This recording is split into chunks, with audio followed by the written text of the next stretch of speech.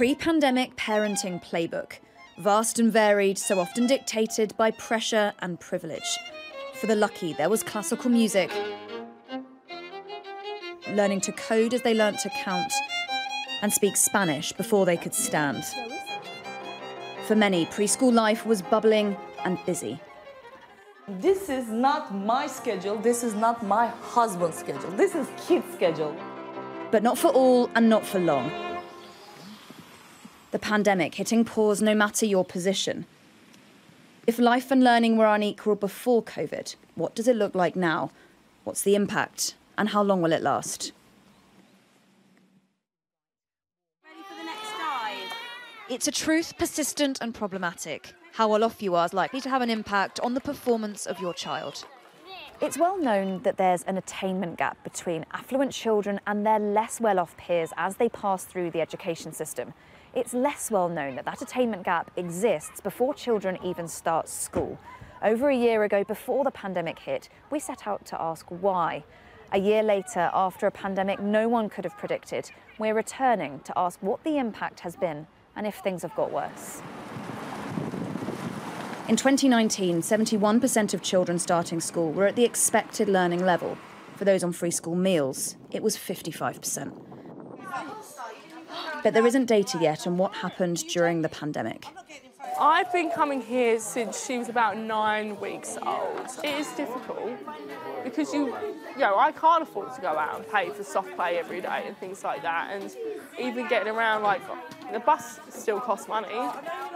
So it's been really important for both of us that these centres have been open. There are many thousands of parents like Kathy supported by child centres, free for those who need, plugging some of the gap for those who can't pay. We've all said we would have been lost without it, absolutely. How long's the walk home? 5 minutes? Yeah. About 5 minutes. Before the pandemic, Kathy would be here numerous times a week. Playgroup plus classes in cooking and weaning. Eliza was ahead for her age. A year on, things are different. When lockdown happened, it was gone overnight. And I know that kids are easy to adjust to things, but that must have had some kind of effect, the fact that all of a sudden your whole life has completely changed. The centre she relied on so much has become a medical hub. She's only been a handful of times all year. She's sure it's had an impact. She just wanted to sit down and watch TV all day. She didn't want to play with her toys. She didn't want to do any arts and crafts or anything. She just wanted to sit down and watch TV. She definitely stopped just kind of going out there. She just wanted to sit. It almost feels like you're not doing enough as a parent because they're not doing what they're supposed to be doing or what you want them to be able to do. It was really hard, really hard. Please, could you find me a curly cup? Nurseries remained open for all children during the second and third lockdowns.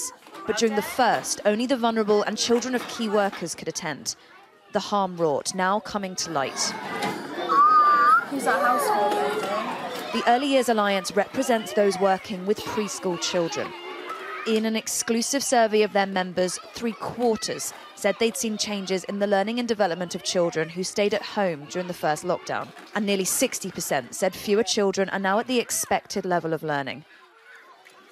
At Teddy Bear Corner in Warwickshire, not all children returned. For those that did, the impact was stark. Some of them came back and had thrived in lockdown, but then other children, it had kind of gone the other way. Their speech and language had kind of gone back to where it was before they started with us. And the children move up to us, they mainly all potty trained. We noticed that they kind of regressed during lockdown and came back and were kind of back needing reminding to go to the toilet. The children who haven't necessarily had that support from us this year because of COVID, they're not necessarily ready emotionally and socially to go into school. I don't know if they'll ever get that time back. And are you worried about some of these children going forward? Yes, the ones that are going to school in September, if they're the ones that have got, difficulties, we don't have long now to put those things, the provisions in place that we normally would. But they're most worried about the already disadvantaged. Some have fallen disproportionately behind. In fact, nearly half of early years practitioners said the gap between the worst off children and their peers has widened since the start of the pandemic. That is brilliant. Well done, guys. Sue's run this nursery for 25 years. There's a mix of children here from a wide range of homes. Levelling the playing field has always been paramount, but it's never been harder.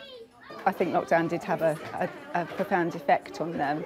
The qualities have always been there, but I think it's going to get worse, to the detriment of all the children we look after.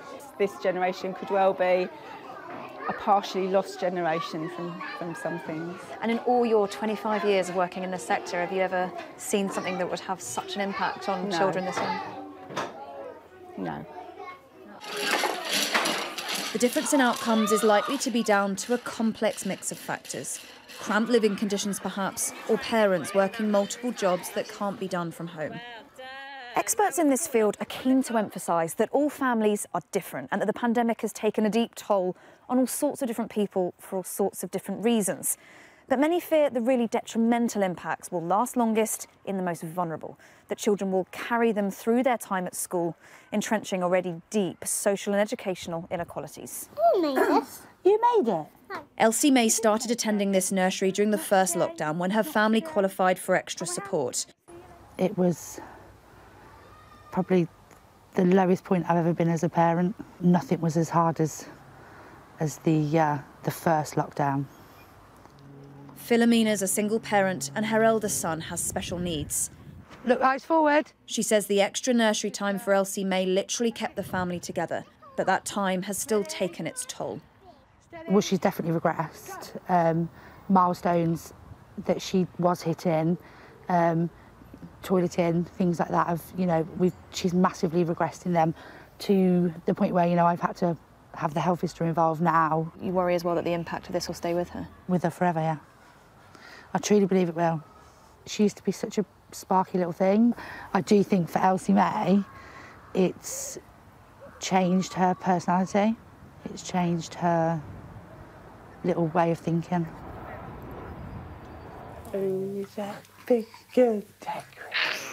But others are more isolated. This is Talitha and her twins Thomas and Tegwin.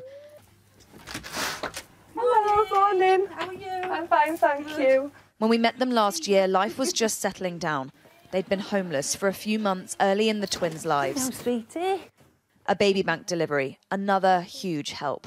It's a bit overwhelming, isn't it? Because I didn't expect all this stuff. When you're like a single mum, you don't want anyone to think you can't cope. You don't want people to think you can't do the things that you need to do. There's a bit of you that feels like you can't do it. But you can do it because it takes a lot to ask for help. It takes more to ask for help than it does to sit and struggle on your own. Money was tight, but Talitha was positive. Take her in the red. But a year later, she didn't feel up to catching up with us on camera. Like so many, she's found the pandemic very difficult and very isolating. She was happy for us to report that the twins are well, but the family have barely been out for a year. As clear a sign as any of COVID's cruel but quiet impacts.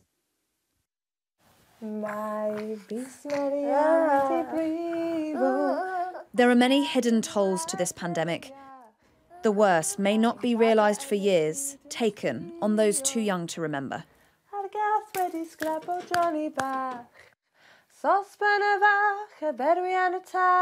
Sospen var bedre enn et klau er det gas where de skrapo Johnny Bach. Klau er det gas where de skrapo Johnny Bach.